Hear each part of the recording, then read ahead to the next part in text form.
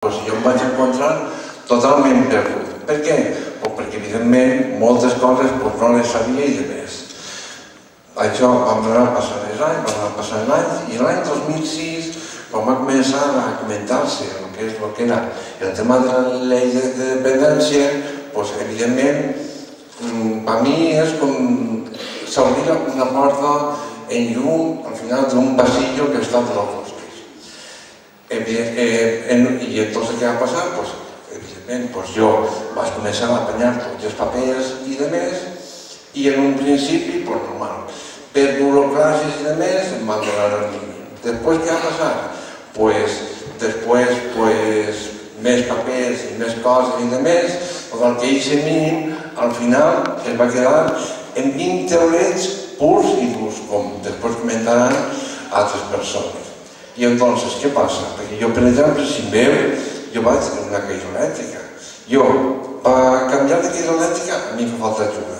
Sí, jo faig moltes coses, en ma casa faig moltes coses, però, evidentment, si no fos per meus pares, que em tiren una maneta i m'ho preparen una miqueta, jo no podria fer el que faig.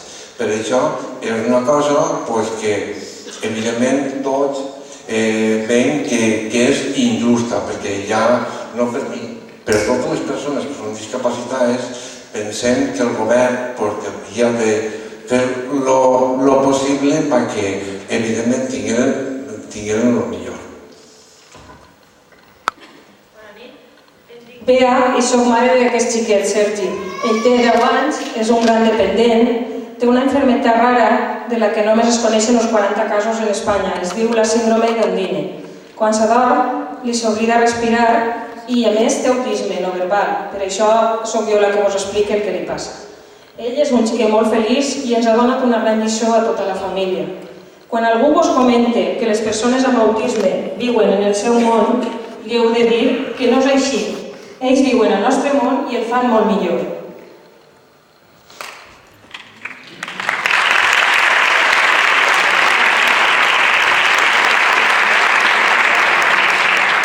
Hola, bona vesprada.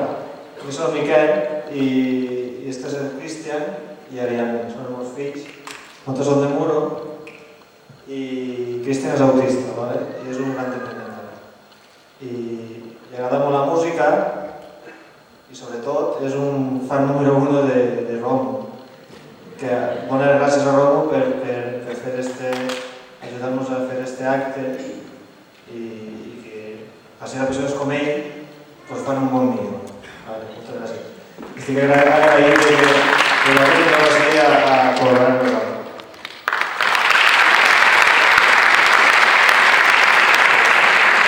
Jo soc Mari Carmen, la mare de Rafa. Rafa és una persona dependent. Encara que vegeu que ell camina, parla i es desenvolupa prou bé en algunes tasques diàries, necessita supervisió continuada, ja que ell no es fixa a l'hora de llevar-se, vestir-se i no veu el perill a l'hora de creuar un carrer o estar a la cuina. No sap llegir ni escriure i, per descomptat, no controla els diners. Tot això fa que no puga sobreviure soles i necessita una persona al seu voltant les 24 hores del dia.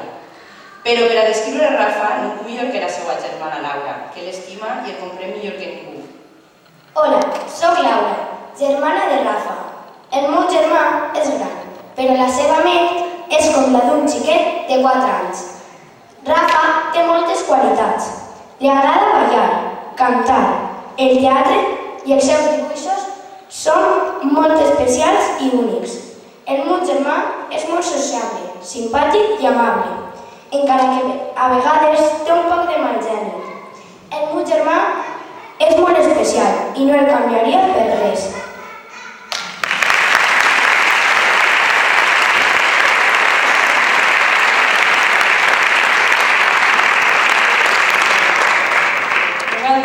Avui representem a la plataforma en defensa de les persones en situació de dependència de la Collada del Comtat, que es va crear amb la intenció de reivindicar davant la societat la falta d'aplicació de la Llei Nacional de Promoció de l'Autonomia Personal, aprovada el 14 de desembre del 2006.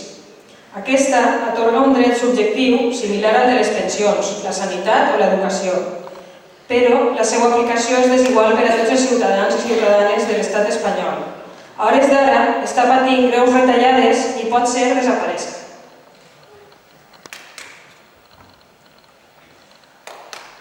Al llarg de tots aquests anys, a la plataforma no hi han faltat mostres de solidaritat per part de persones que es preocupen pel que passa al seu voltant. I una d'elles és l'artista Contestar, que s'acompanya aquesta nit, al qual volem agrair-li especialment la seva col·laboració. Estem parlant del músic Romu Agulló.